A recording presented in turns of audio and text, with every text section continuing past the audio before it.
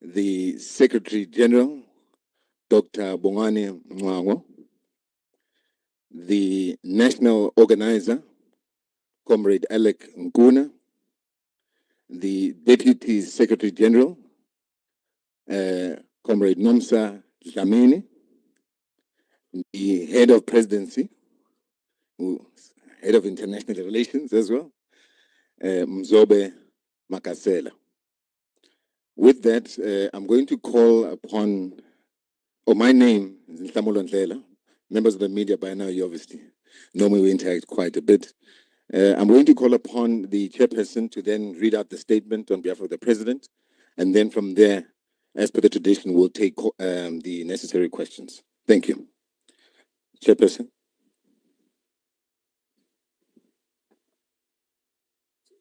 It seems like you're going to have to hold it. So I've got to hold it.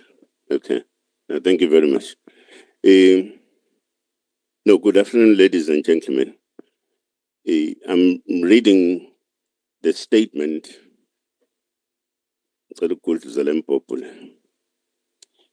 I'm reading the statement of the president of Umkhonto weSizwe, the party, His Excellency President Jacob Gedleyihlekisa Zuma. A world at crossroads and a nation in search of its own. Comrades and compatriots, we gather at a time of global uncertainty, where imperial decay, economic turbulence, and social collapse in the so-called developed world are laying bare the failures of neoliberal capitalism. Across continents, we are witnessing the rise of movements that challenge the dominance of the Western political and economic order, a system built on exploitation, subjugation, and perpetual inequality. Africa stands again at the epicenter of this struggle, not merely as a spectator, but as a decisive actor in shaping the contours of a new global reality. The world's attention is fixed on Africa's minerals, markets, and youthful population. Yet, as always, the question remains, who benefits from Africa's wealth? In our beloved South Africa, the political landscape is equally volatile. The so-called government of national unity, a fragile elitist pact of political rejects, has exposed the moral and intellectual bankruptcy of those who seek to govern without legitimacy. It is an arrangement born not of democratic will, but of desperation to maintain the status quo and to prevent true transformation. It is in this context that Umkhonto weSizwe Party stands as the legitimate continuation of the liberation struggle, as the revolutionary alternative to the stagnation of the current order, and as the political home of all South Africans who yearn for genuine freedom, justice, and dignity. Comrades, our country is gripped by a deep moral and institutional crisis. We salute the bravery of Lieutenant General Nhlanhla Mkhwanazi and the members of the Political Killings Task Team, whose explosive revelations have shaken the very foundations of the criminal justice system. His courage has exposed how the state apparatus is manipulated to protect the interests of the few whilst persecuting the many. As MK, we demand full accountability from those implicated, and therefore, we will use every parliamentary and legal instrument at our disposal to ensure that the truth triumphs over corruption and cover-ups. We are particularly concerned about the use of state police resources to protect private corporate interests, as witnessed in the Richards Bay minerals, a scenario disturbingly reminiscent of when Cyril Ramaphosa infamously called for quote-unquote concomitant action against the Marikana miners, which led to the massacre of 34 innocent workers. Once again, the lives of Black South Africans are treated as expendable in defense of private capital. We reiterate our commitment and support for the work of the Parliamentary Ad Hoc Committee into allegations made by Lieutenant General Mkhwanazi, as only Parliament can hold the executive to account and bring real criminals to justice. We should also make South Africans aware that that will be a true test of the so-called GNU when the time comes for Parliament to vote for or against the implementation of the outcomes of the Ad Hoc Committee Parliamentary Report. As MK, we have no hope that the GNU will vote positively for the implementation of the report, which aims to hold Mr. Ramaphosa and his cabinet accountable.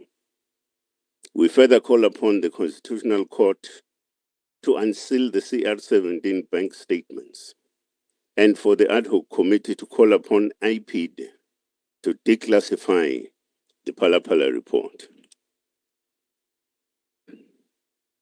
Umkhonto weSizwe, the party, rejects the Roman Dutch legal framework which continues to govern our society in contradiction to our indigenous African value systems. We renew our call for lifestyle audits of the members of the judiciary, especially in light of General Mkhwanazi's allegations, which confirms what we as MK has long been exposing, that judicial officers are not immune to corruption or political manipulation. This further confirms MK Party's view that the judiciary has been corrupted and over-compromised. The so-called government of national unity is nothing but a coalition of the compromised, a conglomerate of opportunists who have been rejected by the people yet cling to power through elite pacts and backroom deals. They cannot liberate our people because they are captives of the same system our revolution seeks to dismantle. On the international front, the president's recent visit to Ghana focused on geoeconomics and the future of African sovereignty. The discussion centered on the de-dollarization agenda, the BRICS currency initiative, and lessons for Africa's own common currency. We reject the continued domination of Africa's financial system by Western currencies and institutions. A multipolar world demands a new financial architecture, one that serves humanity, not hegemony. His Excellency President Zuma recently returned from Russia as part of the international relations work he continues to do and will soon brief party structures and the nation on developments.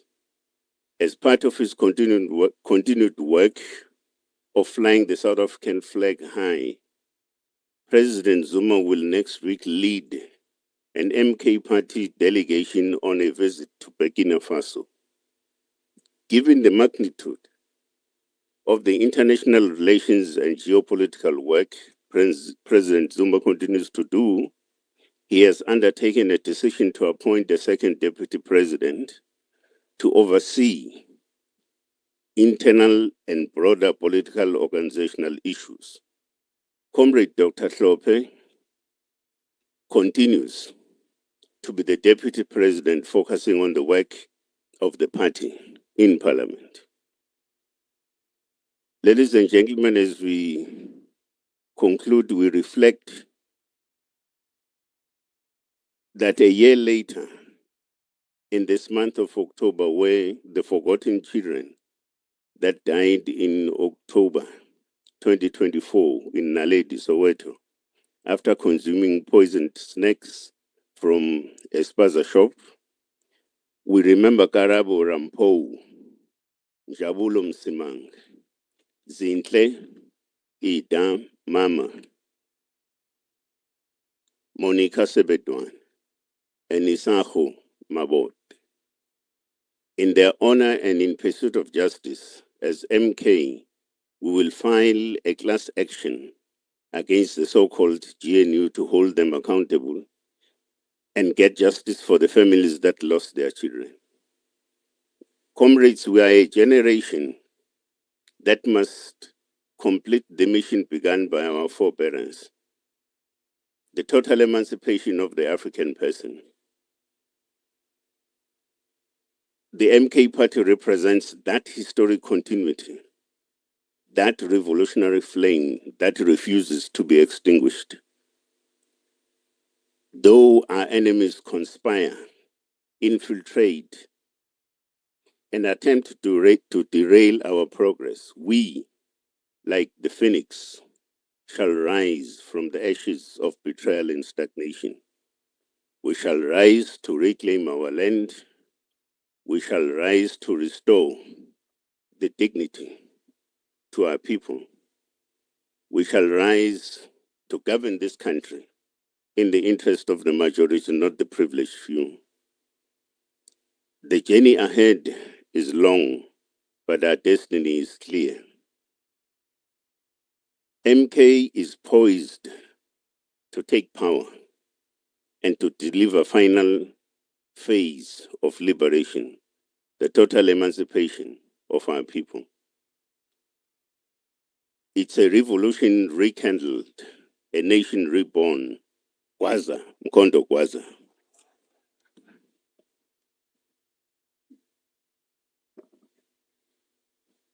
Thank you, National Chair. I'm going to call upon the President to introduce the second Deputy President of Umkhonto weSizwe. Comrade President.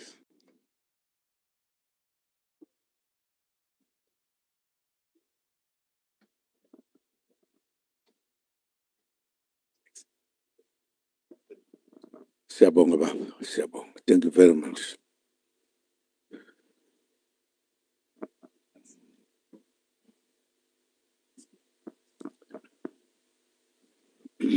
Thank you very much indeed, Mphathi wohlelo. Sanibona nonke. Nani bomana lapha ngitshela. Awuniqamba ngegama elimnandi kangaka. Uyamiswa nje bese uyatshenwa nje. Uyayibona. Thank you very much indeed. As we have heard that Umkhonto weSizwe is growing, and it is one of the bigger political parties in the country. And it is indeed there to change the situation of our country that those who were given that chance to do have failed to do. As you know, we have a Deputy President whom we put in a very serious area to lead those of our people who are in Parliament. A very serious and well-known comrade, lawyer by profession, not just a lawyer, not a small lawyer, or no, merely or serious. Okwazi ukugweba zonke izinto noma sekuthiwa ziqhamuka ngaphi. Niyamazi ke nani ngoba insizwe ekhulumayo. simnikeza umsebenzi wakhe ukuthi abe deputy president abese a leader parliament. But given the task and the growth of our organization, we want him now to concentrate mainly in parliament and deal with parliamentary issues and laws and legal things or whatever. He can't do that and also be at the office, the main office. We have therefore added, as we have said, another leader who's going to be with us all the time. Partly also, by the way, because the current president of Umkhonto weSizwe, I'm sure you all know, maybe there's not a single one here with my age. Is there?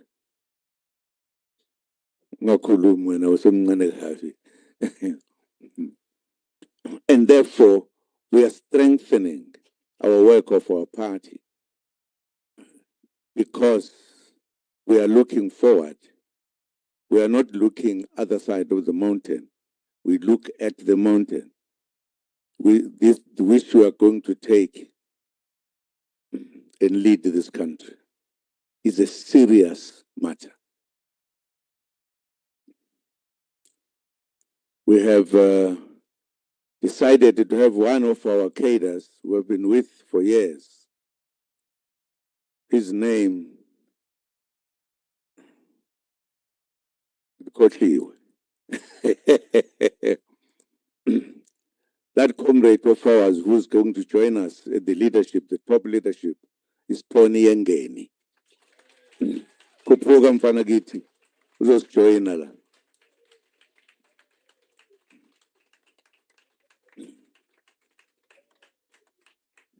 Yini kukhona bangashaya izandla lapho anijabuli kwakhona bangashaya izandla mhlole. Thank you singahlala phansi.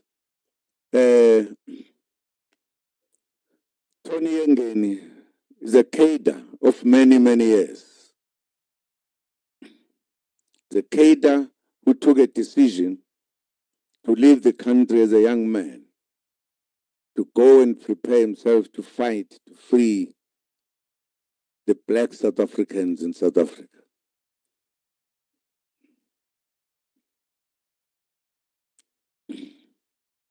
Indeed, he did everything that was supposed to be done and added the political education.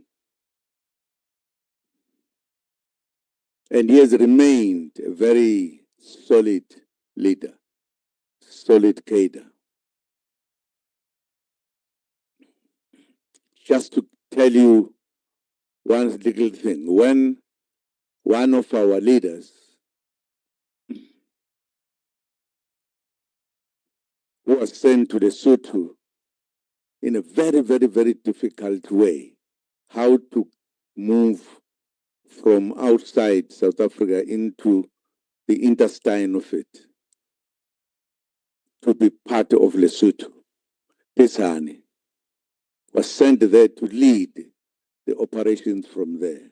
When he was taken away, we sat and took a decision to send this young man to go and take the place that was held by that leader that I've just mentioned, Chris Hani. And he operated from Lesotho and finally penetrated the country into the Cape Town and operated there. So we are talking about the man who knows what to liberate is. This is now one of our Deputy Secretary General of Umkhonto weSizwe. Ozonikhulula nonke noma ningafuni. So nikhulula. Khulula impela ngci. Ngicela intiswe. Ngitheni mina? Ngithe Secretary General. ungakwenza nalokho masimnika hlamba nazi uyakwazi ukwenza konke la ayikho into angakwazi ukuyenza lo the only thing angakayenzi ukuba president kodwa konke okunye deputy president ushona enzansi do secretary deputy secretary yini ngakayenza in any case that is a man who is now going to be working with us all also helping me. When I met him when I was also not young but older than him, but I've been Gijima, and Gijima. But manje sengilindele ukubona ukuthi akhona namaqhawela akwazi ukubhala iqiniso. Kwavete kwavuma omunye kuphela. Abanye abalibhali. So I just thought I should mention this because here is a man who's going to be working with me in the leadership of this party. We come from very far with him. I trust him as I trust many cadres that I fought with, that I worked with, that I did everything. Mafuna wazi-ke manithanda indawo nizosondela kimi noyithola. Ngeke ngisho manje. Siyazwana. Nizwe kahle. Okay. Kulungile-ke. Fana kithi. Hodlo. Wena uphethe lento.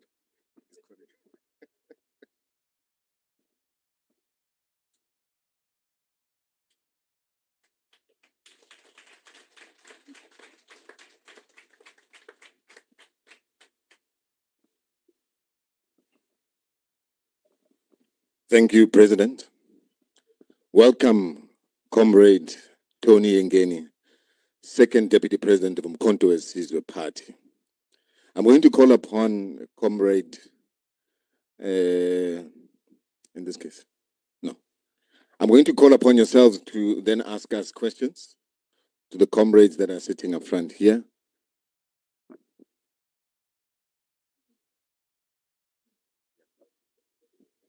Yeah, but of course. Okay. The Second Deputy President is going to give us a brief statement. No questions to him. That's where I was going. Second Deputy President.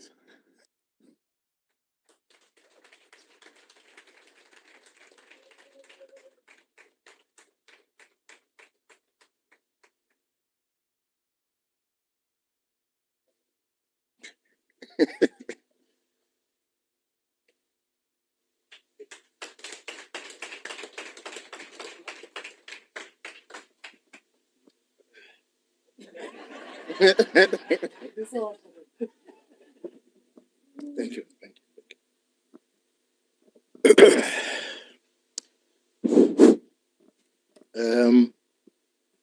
Comrade President Jacob Gedleyihlekisa Zuma, the leadership of Umkhonto weSizwe,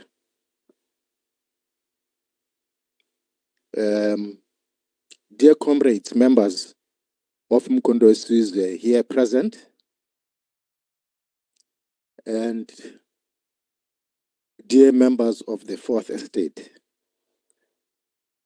I am going to make a very brief statement, and the caption of my statement is my brief journey with President Zuma. The problems of this country are primarily that of leadership. We have leaders who love themselves more than they love their people and country. But Comrade Jacob Zuma is different. He still stays in his rural village in Kandla, where he originates from. Throughout his adult life, through struggle and sacrifice, he has demonstrated his undying love for his people and country. He has now decided, even at his advanced age, not to retire, but to continue the struggle for social and economic freedom and prosperity of his people until the last of his days. His vision and wisdom continues to shape the nature and content of the current political struggle and contestation in our country today. That vision inspires millions of South Africans to rise and take full responsibility for their own lives, for their own freedom and prosperity. Let me take you back to January 1977.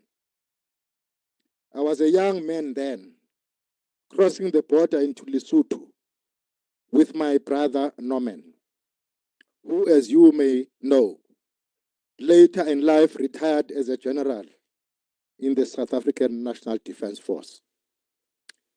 We were stepping into exile, into uncertainty, into a life of struggle.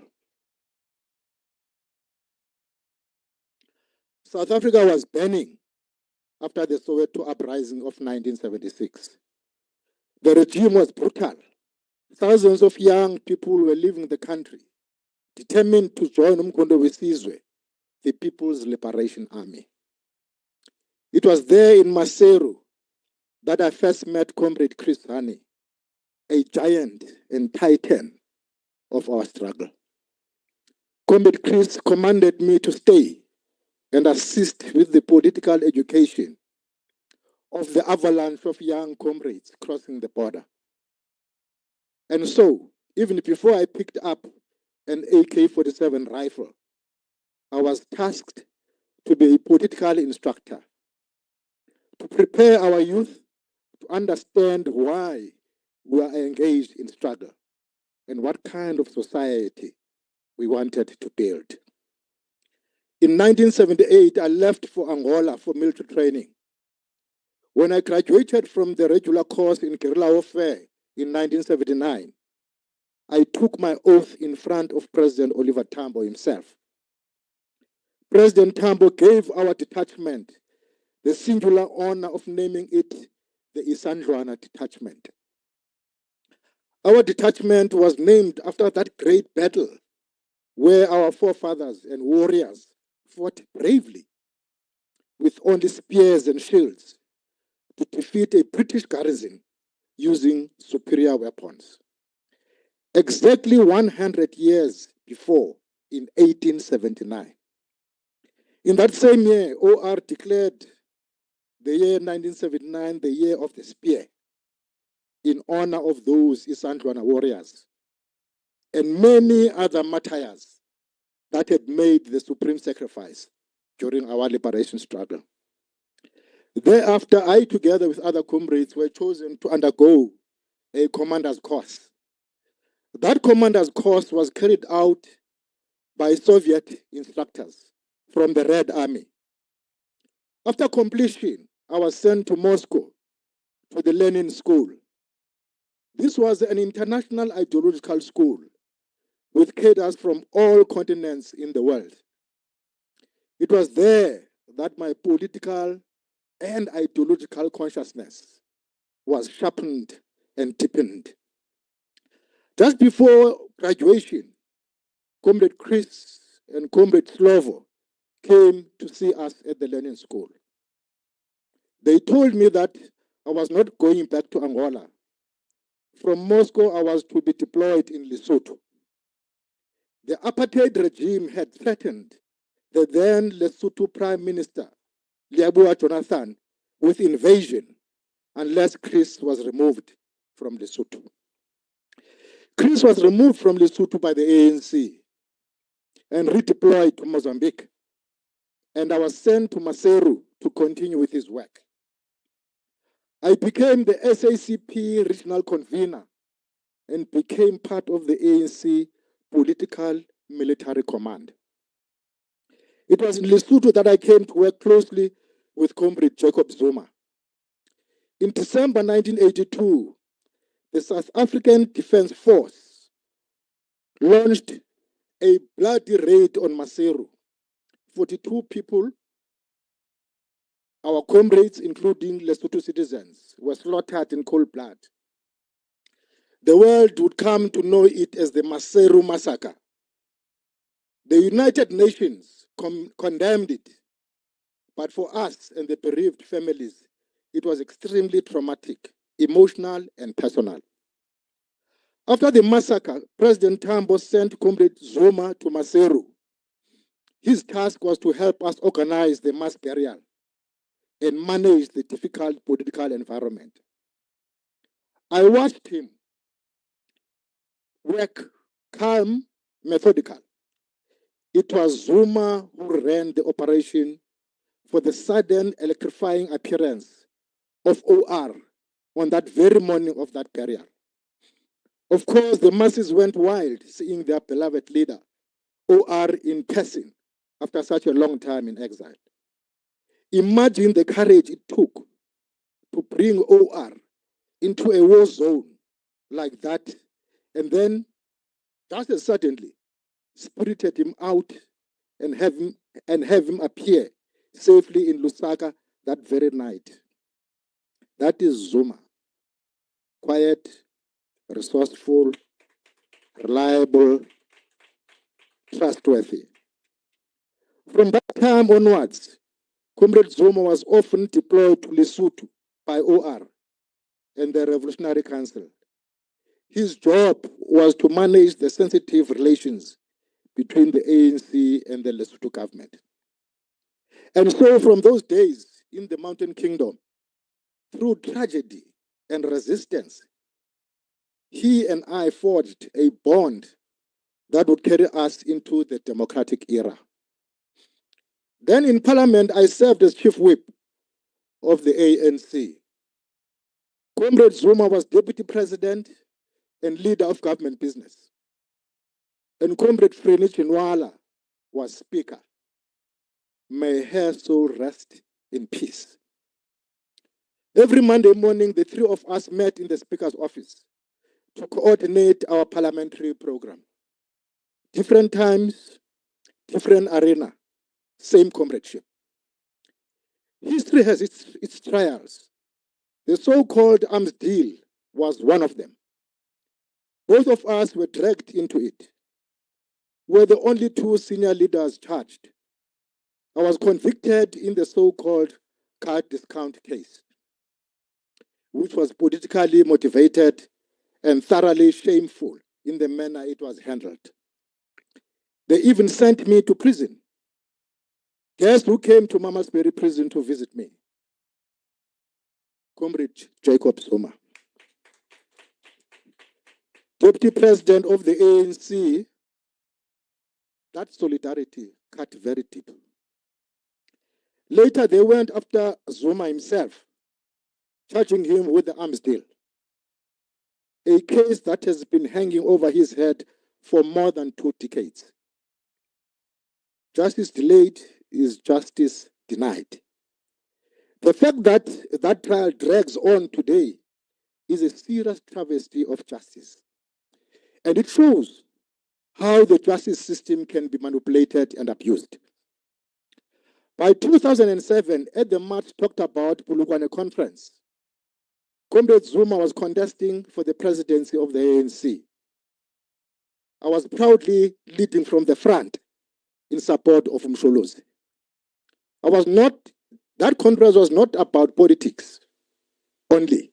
It was about ensuring that the ANC remains the champion of the aspirations of the poorest of the poor. Msholozi won that conference hands down. He did not buy that conference. That conference and its outcomes was an open expression of the democratic will of the vast majority of ANC delegates.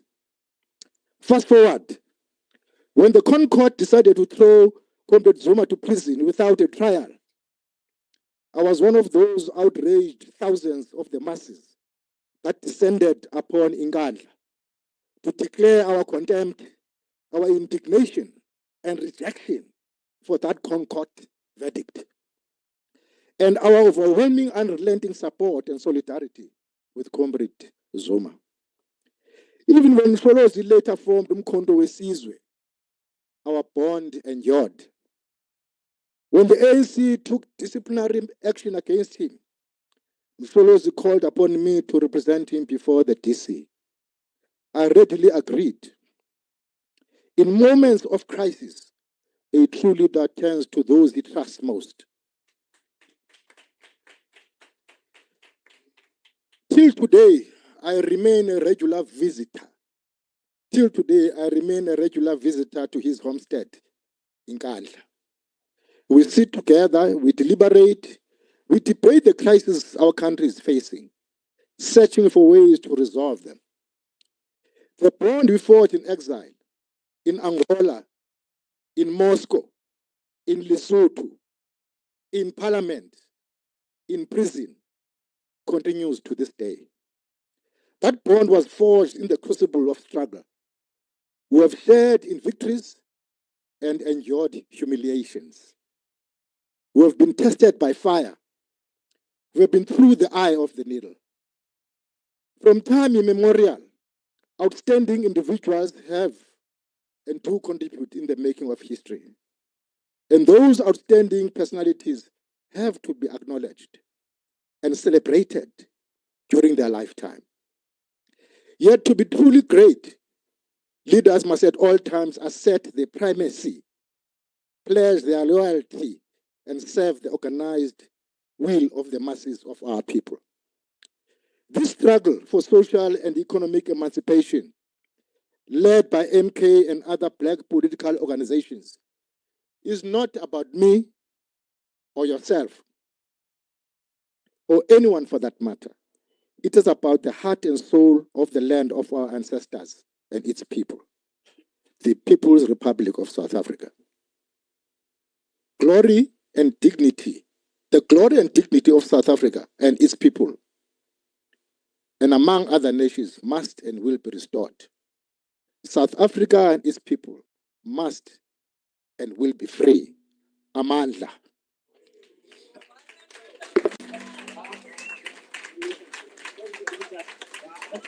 Baba. Gwaza Mkhonto Gwaza.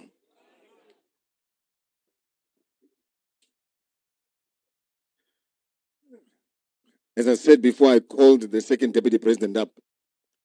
There won't be any questions for the second deputy president today. That time will come, not today. With that, let me welcome Deputy President Dr. John Hlophe Mandlakazi.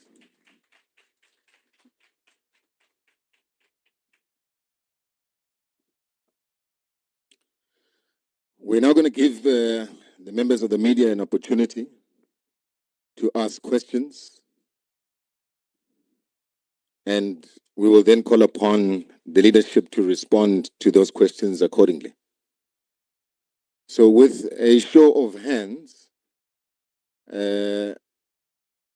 we will take the first 5 and then so on. You already know the tradition by now. So where do we go? First hand there, 2, 3.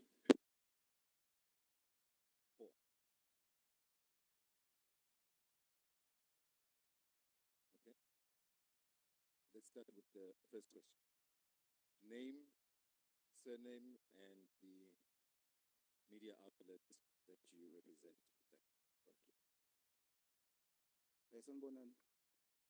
My name is Willem Pungula. I work for Independent Media.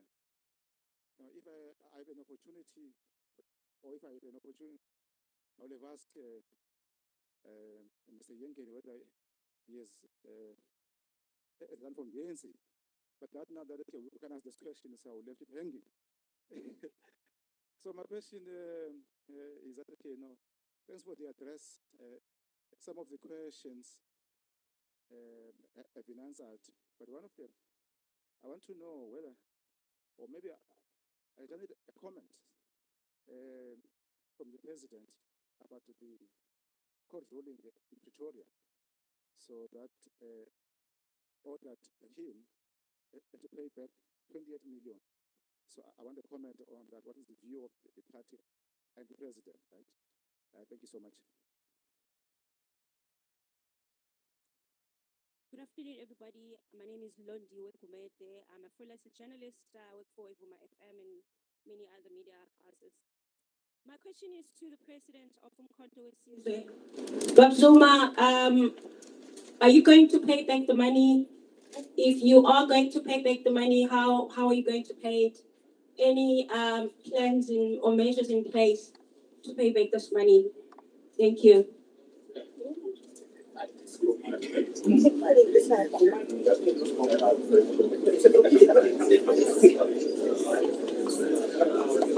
Thank you very much.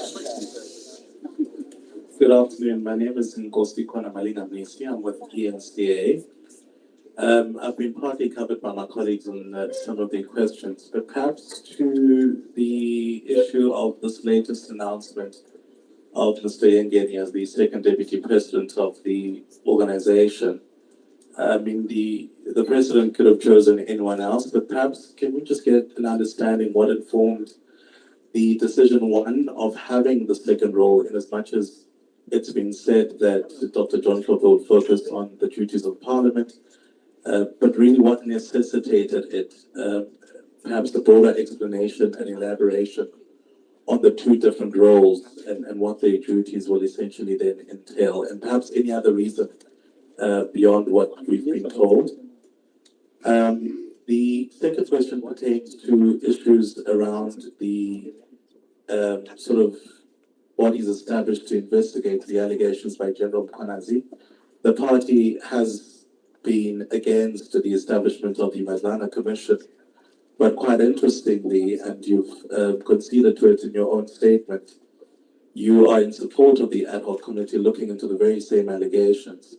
Has your position changed? Because it appears as if the Madlana Commission is giving us an in-depth sort of aspect of these allegations and where they stem from and what we're really looking at. So has your perspective changed on the Madlana Commission?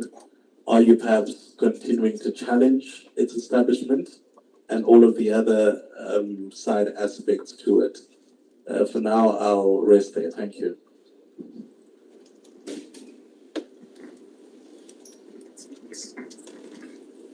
Good afternoon. I'm a freelance journalist. It's a slightly different question. I want to focus on politics. The politics was. Oh, okay. Really. Thank you. And it's a slightly different question. It's more about the politics in KwaZulu-Natal. And the MPA party was press from Super confirmed that indeed they're in talks with the ANC to cock up in KwaZulu-Natal. And if yes, how will the arrangement look like? How many positions will go to the MPA party? And how many positions will go to the ANC? Thank you.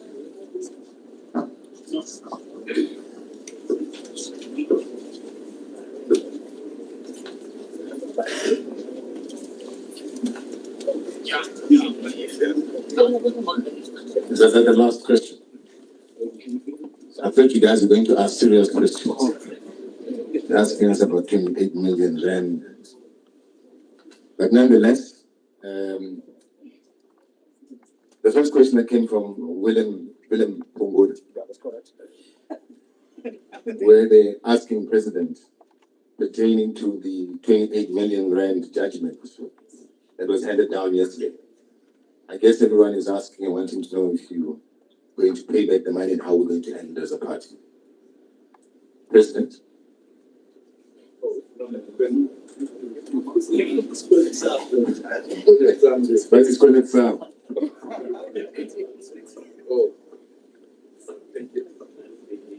Thank you very much, what was said. When the matter was discussed, I was not here, I was abroad. I'm going to be meeting my lawyers to say where do we take the matter. So I can't be answering because I was not there. we've made an arrangement to meet with my lawyers to take that matter forward. And that matter will be handled. You'll get to know then at the time as to what is our approach to that matter. Thank you. Thank you, President. Is there a sound problem? Yeah. So you can't, am I not audible? Not at all? Yeah. So, do you want me to repeat what the President said? Still not getting it. Where's the other mic?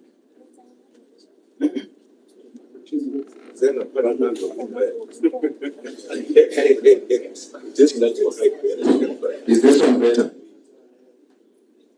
Can you hear me? Can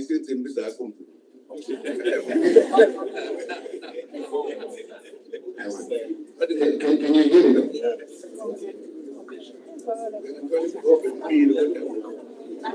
Can you hear me at the back? Let me ask a question. I keep saying, can you hear me? You're quiet. Okay.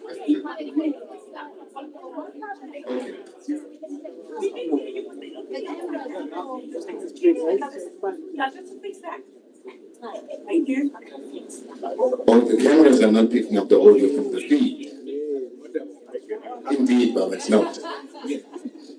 The President, in his response, said that when the judgment in this matter was unfolding, he was overseas. The Russia trip that was mentioned. And that when he then landed, and upon hearing the outcome of this judgment, he then called upon his legal team, and he will then engage with his legal team in due course. At that point, Mkhonto Wesizwe and the President will respond in terms of what the way forward is. That was the President's response. Okay. And I think, Lobby, you're from Voma, your question has also been answered effectively. Because you asked, are we going to pay the money back? So that has been addressed. It's answered. Third one, Nkosi Corner, ENCA. Why do we have a second deputy president? And you wanted us to unpack the role more than we've actually, so the national chair, they want us to expatiate on that role. So I'll call upon the national chair to further articulate the roles. National chair.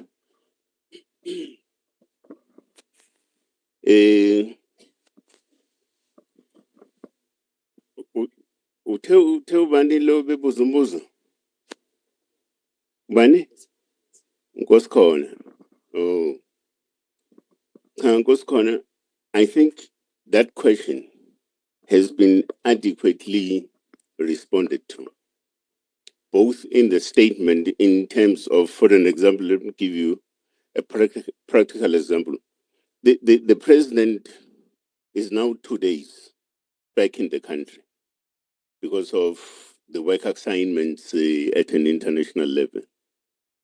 I think in the next day or two, he's also leaving the country.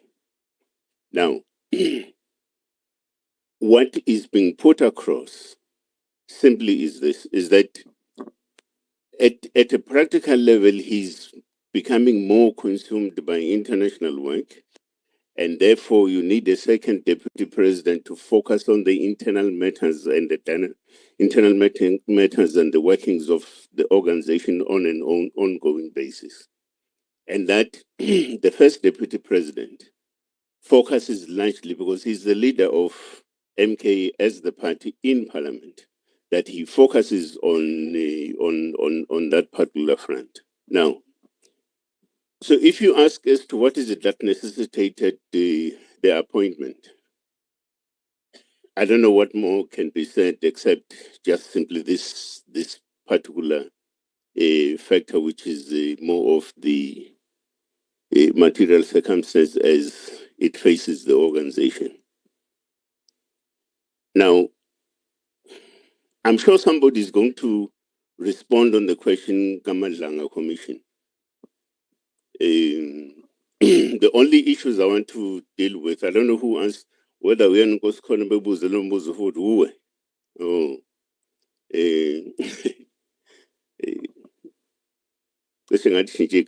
Oh, okay.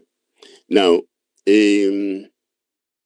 I will also deal with that question, but I'm sure a statement was issued on the question of our position with regards to the Madlanga Commission. Now, but what I want to deal with are broadly the governance matters that are facing this country, relating to exactly that work Madlanga Commission as well as the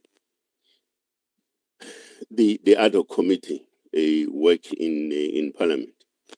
I think as ordinary people, we should be concerned that this country is getting more commissioned, and it's in the manner in which it's being governed. Everything. Should something happen, no, we'll set up a commission to investigate this and so on. Now, there's a style of doing things which is commonly referred to as filibustering. In a sense, this is what we're beginning to witness.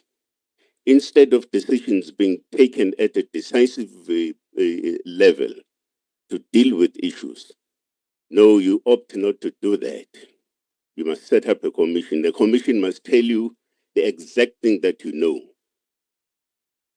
It only gives you time, to play around with and so on. For instance, you can have the Madlanga Commission as you have it today. 6 months later, a decision will not be taken. There will be a possible extension for the commission to exist and so on. So we are therefore going to have quite a stretch of time in hearing things out, but decisions are not being taken. It's the same thing that we witnessed with the political gimmick called the Zondo Commission. Something that's set for, I think, over a year, if I'm not mistaken.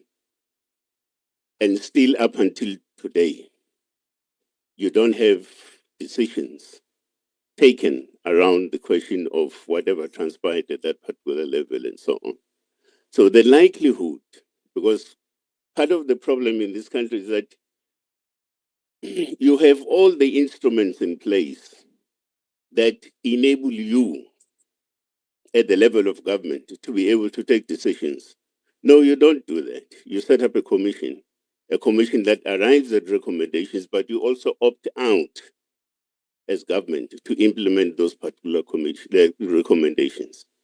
And I think we should be extremely worried about this, because a straightforward matter such as the one that the Madlanga Commission is dealing with, there are various institutions and instruments within the state that can easily deal with those particular matters and put them to finality.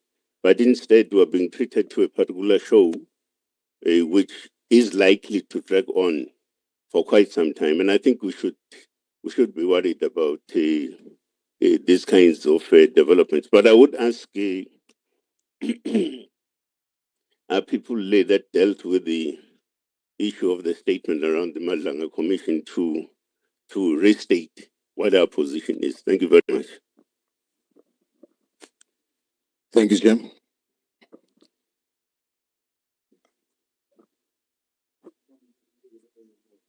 Not at all. Just on what Shalowet has said, as the media, why are you not questioning what government is doing, not putting things correctly as they are? Why are you not querying that if we are to say South Africa is what we want it to be?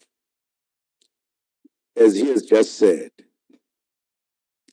there are accusations, instead of those accusations taken to court or whatever, there are judges even when we said the manner in which we dealt with the elections were wrong, we put a case up to this day has not been taken to court.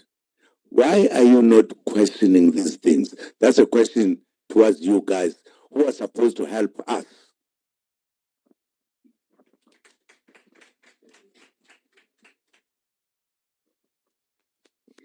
President, it's selective questioning.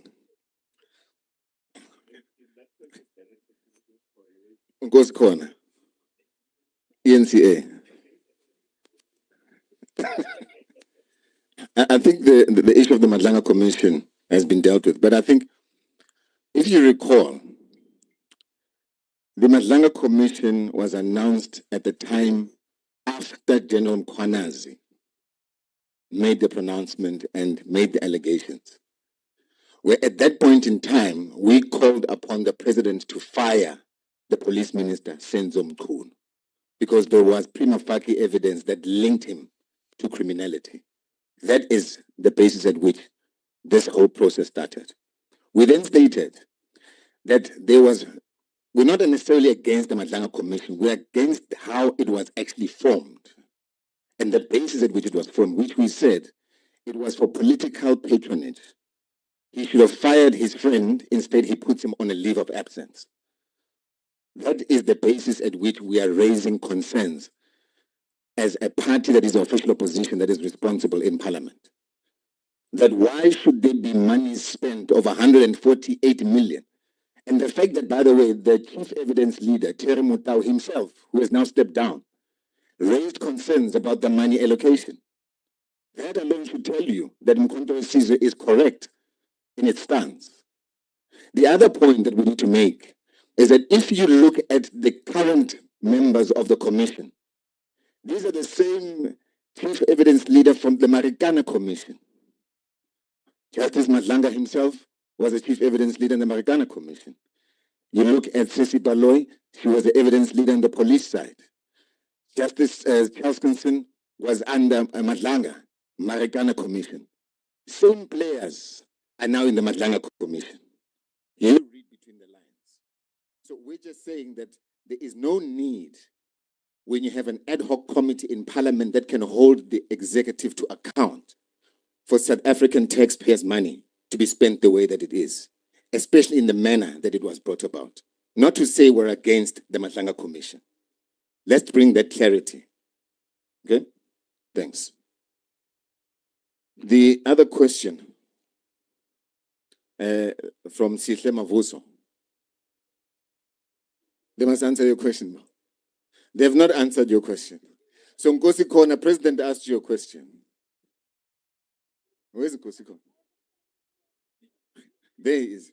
The President asked your question. The mic, he wants to hear your response. Oh, nabanye. Naninbuzi.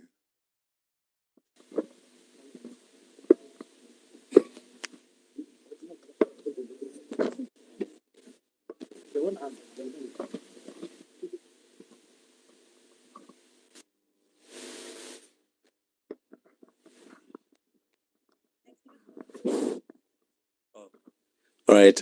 Thank you very much for the question. I've got many colleagues in the room, but I'll just briefly say in answering, I think our industry is doing a stellar job at the job at which we are tasked to do. We go above and beyond in delivering on what we're supposed to deliver in a fair manner. And I think many of our colleagues will attest to that. And I think we always come under scrutiny and attack, but we take it in a very professional manner. And I think that's where I'd like to leave the response at. Thank you.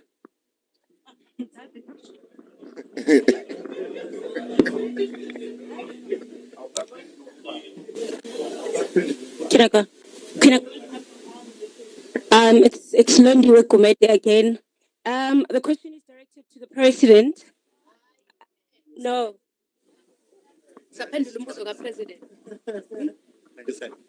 Sorry, one last element. And I also think when we look at, for example, the issue around the allegations of within our criminal justice system, much would not be known if it wasn't for some of our colleagues in this industry.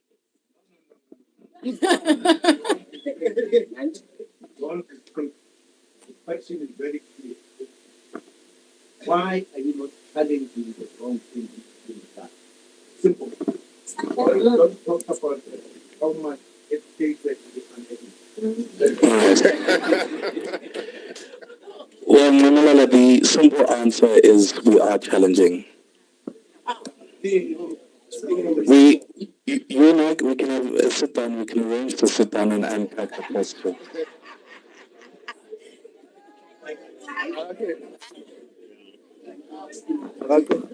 You asked questions here. We answered you. We are asking a question from you. Answer it. Simple. I've answered. Don't you talk about our votes? I've answered the question.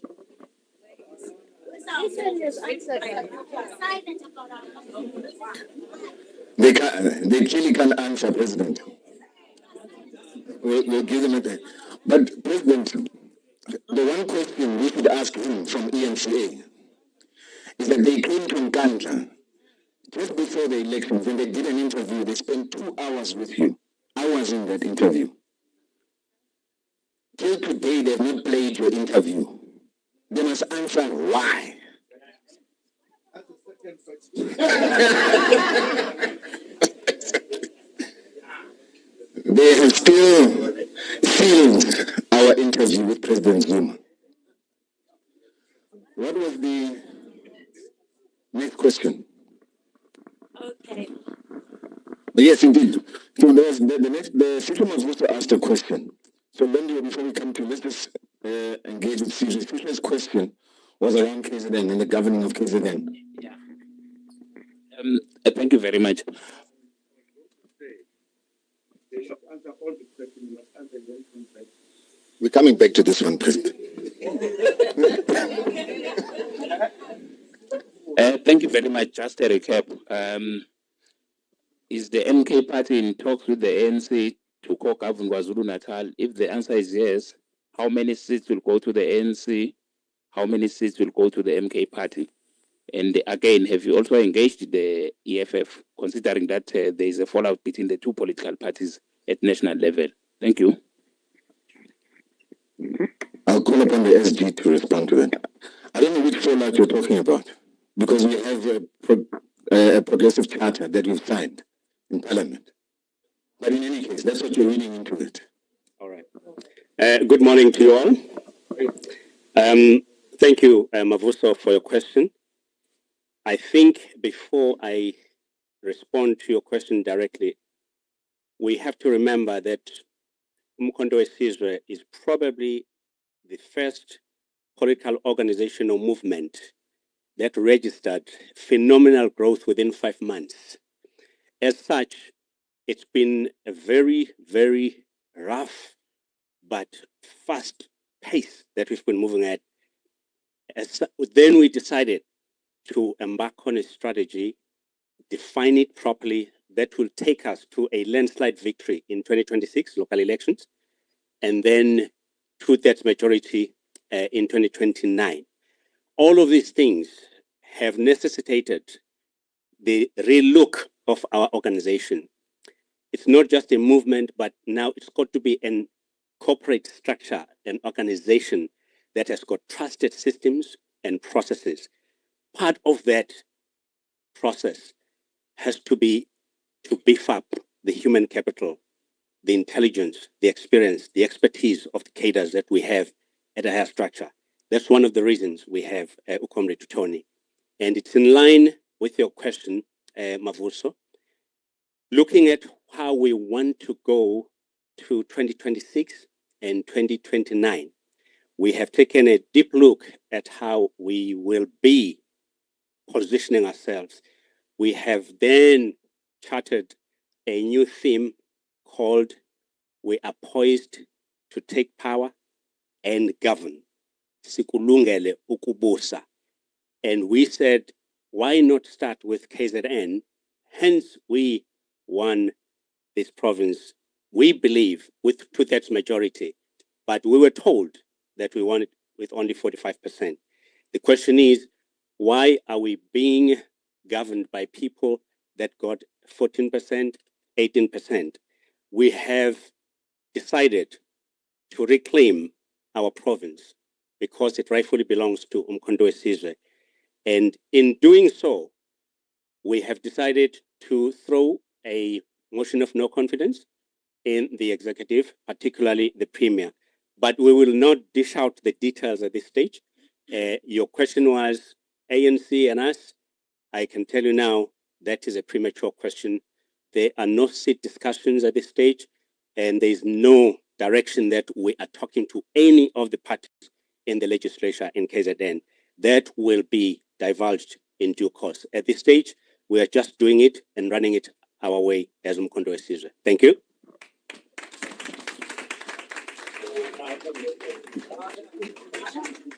Oh, I'm going to call upon the chair. It's right here. To further expatiate on that, I guess he's got a view. Is it? No, ladies and gentlemen, because I was conferring with the president that we shouldn't expect an answer from the journalist, his question. So in a sense, when I'm coming to your rescue, Nina, as journalist,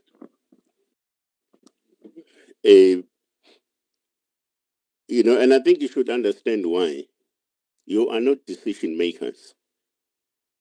You are pawns in a particular game. So, and I think we need to have an appreciation of that as a factor. For instance, you're not a decider in terms of the content of this very same interview in terms of the final product. Somebody else who yields economic power in this country, somebody else, and that person happens to be white, by the way, yields such power economically that he or she can determine the final output of what you're doing here. So, when I goes corner, or I goes not. I think that we must appreciate. But what that means also is that yourselves as operatives in this particular industry, you need to be together with South African people in the effort to transform exactly this very same industry. So that we shouldn't, because right now, I can tell you, Mina Guti, the media in this country is on the other side of morality.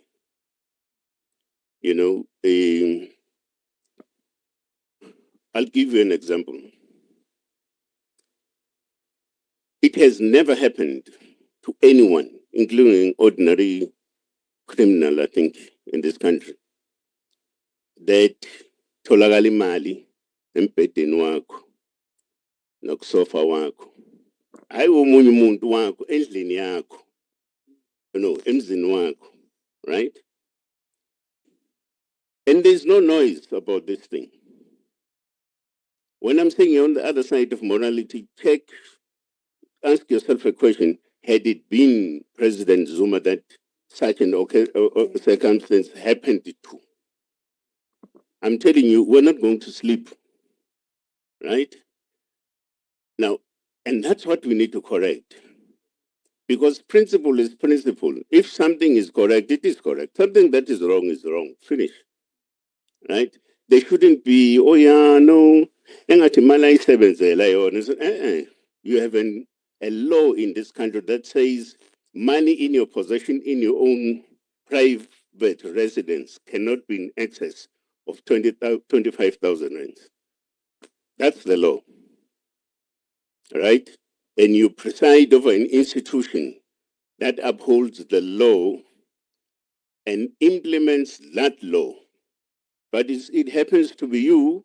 No, we shouldn't raise issues about that and so on. It can't be correct.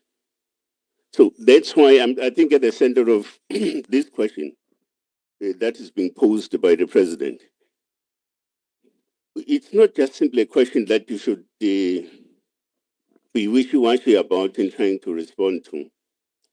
But it's a question that we should read in context that says the media as an industry has got to be transformed. Because your duty, is to inform, but also educate and tell the truth to ordinary members of the populace. That's what you need to do. But in the manner in which things are happening, and of course, in the manner in which this thing appears to be happening, it is such that it's pursuing the interests of a particular class. And that class excludes you and me. You, as an ordinary journalist, you are not part of that class,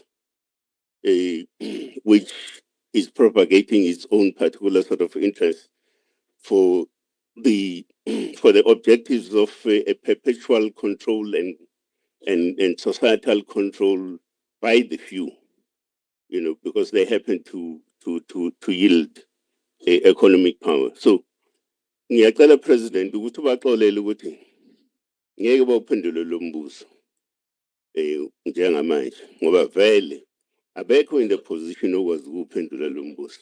Bengicela nje sivale kanjalo Comrade President. Thanks.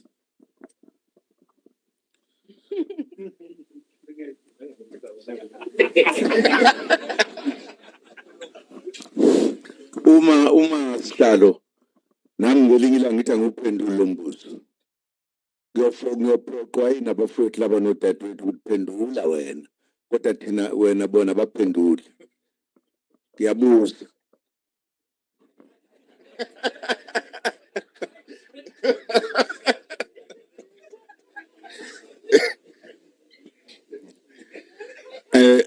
Members of the media have been let off the hook here by the national chair. We're going to close off. Oh, there's a question there. Okay. Baba. Wakacacisa ngempela wa.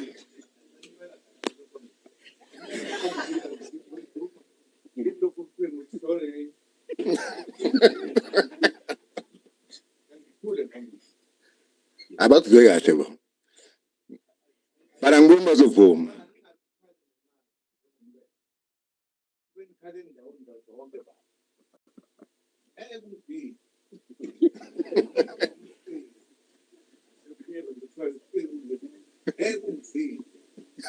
Kuna yonke ibikonde uqondisa izinto ba ngoba la abantu abasemthethweni benza into abayithandayo. Safaka icala la ukuthi sarojwa siwinile. Alikaze liye enkantolo namhlanje.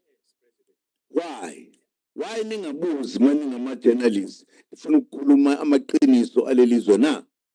Mbuzo wodwa nje.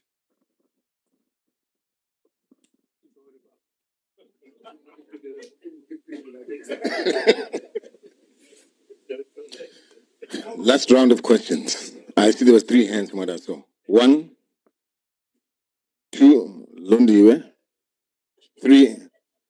Oh, Nkosi Khone, you're still asking questions. Hayibo. Ufuna ukubuza baba. Yena lo mbuzi ufuna ukubuza manje.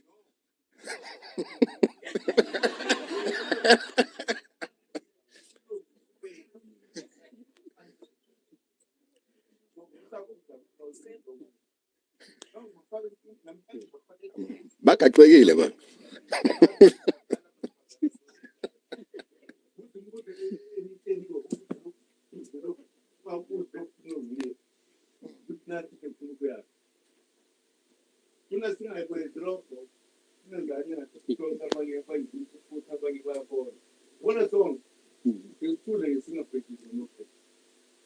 Injalo ba.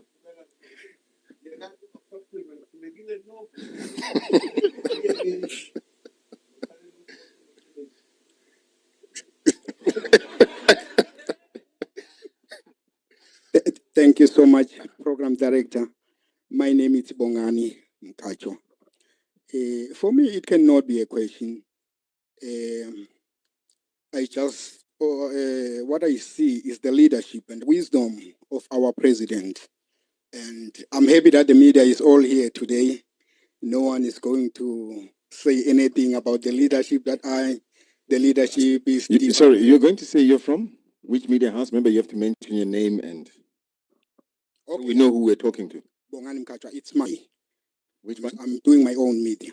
What's the name of your? Okay. Yes. Okay, you can go ahead and finish off, please. Let me down. Okay. I'm happy that the media is all here.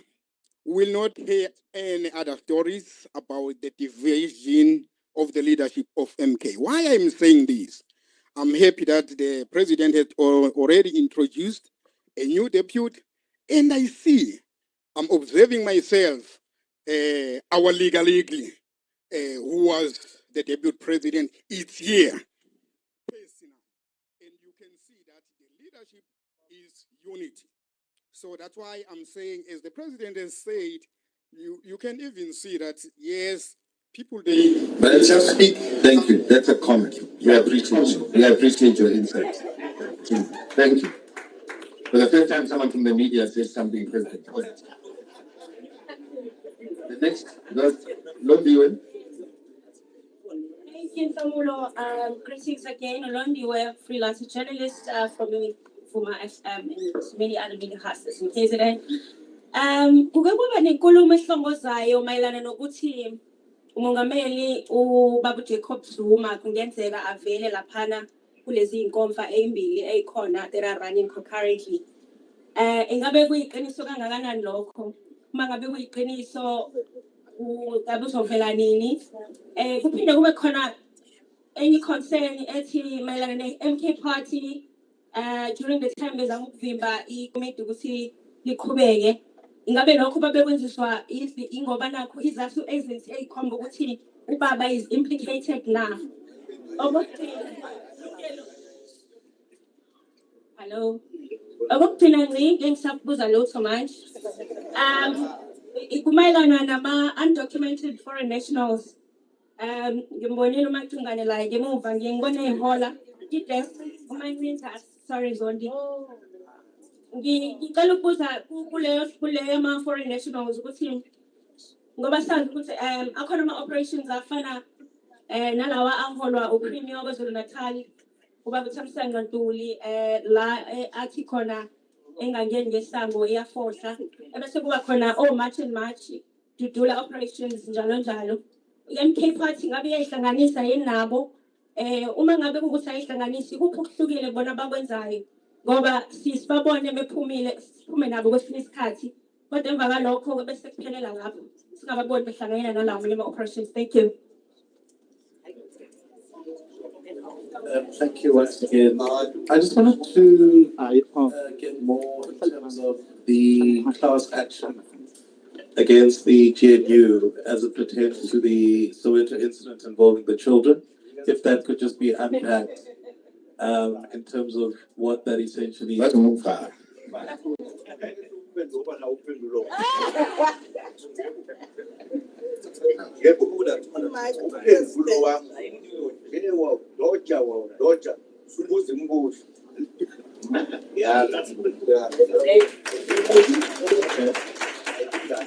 All right, but that is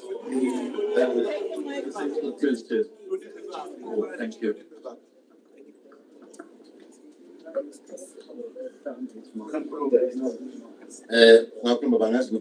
No, ngithi ubaba lo uphendula manje simbuze umbuzo kaningi wawudoja ubuze yakhe ngithi no ayingabi ilokhuzane one sided ileyo nto engisho akakwazi wena is dominating lapha ubuza yonke into la babuza abanye abantu kodwa akafuni yena ukuphendula no ngiyala baba ngeke equal kulingana mongazi.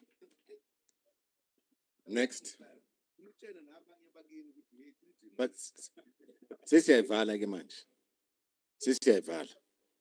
Which media house will be the last question? Ngiyabonga kakhulu uSizwe Sibongo Ngwashozi from Sizwe OS TV on YouTube.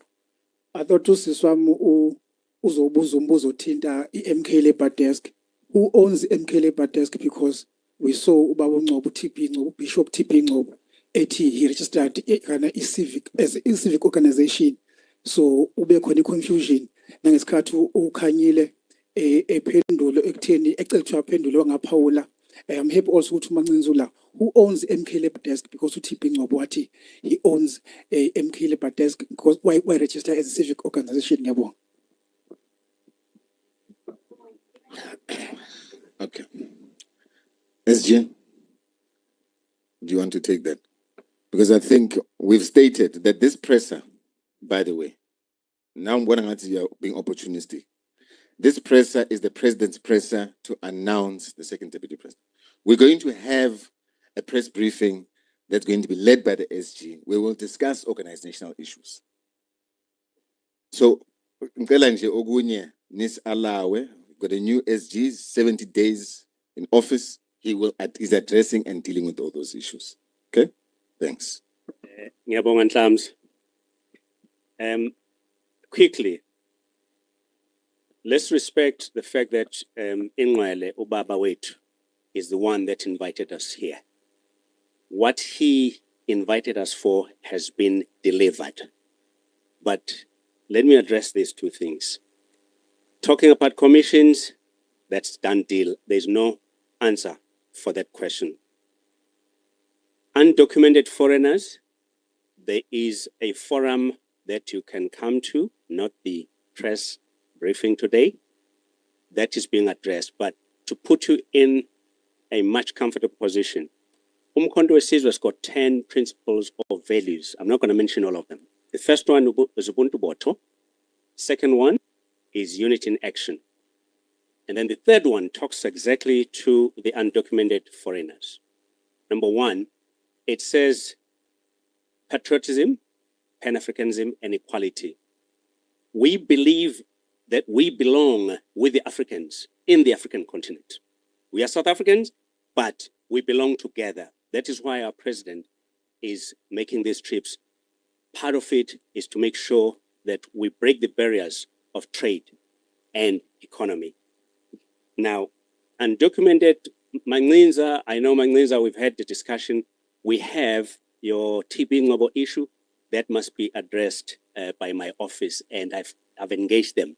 So it's not going to belong here. But quickly, is it right to have an unemployed South African in South Africa who has the same qualification as an undocumented foreigner who has work in South Africa, but you cannot work in another country? That is not proper. So if you are documented, we appreciate that. That's okay. But there's nothing right about taking someone undocumented who came through the window and is taking the jobs of the people in the country. We're addressing that issue. And I think that's it. And thank you. Thank you very much, SG. That will be the end of our presser. Thank you very much for coming through, members of the media.